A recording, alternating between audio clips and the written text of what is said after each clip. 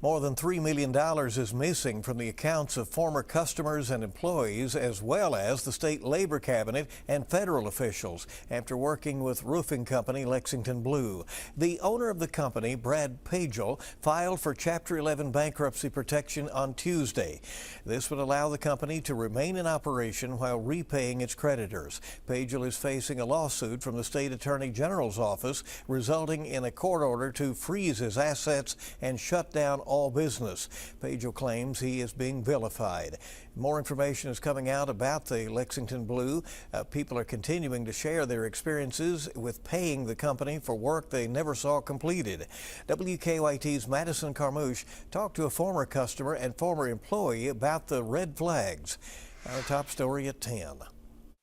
Basically, the whole time we worked there, all of our checks bounced. Lexington Blue coined itself on the motto, "Your roof is our business." But former employee Dakota Mays says business was not being handled for customers or employees. I ended up losing vehicles. I almost lost my house. It was very rough. It put a massive strain on the home life. Mays says when employees began asking questions on behalf of customers, there was retaliation. He says he worked for Lexington Blue for several months before he was shut out of the company with no explanation. They promised a lot of money. Sounds great.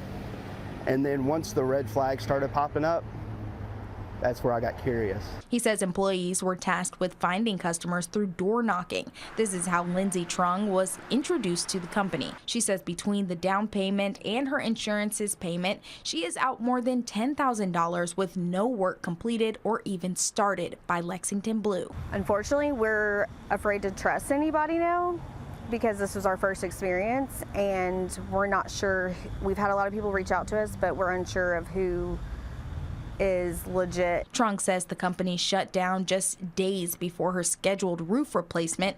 That's when she started to use social media chatter to her advantage. I created a private Facebook group for anyone to join and come together just to support each other and just through this process to reach justice. In Lexington, Madison Carmouche, WKYT.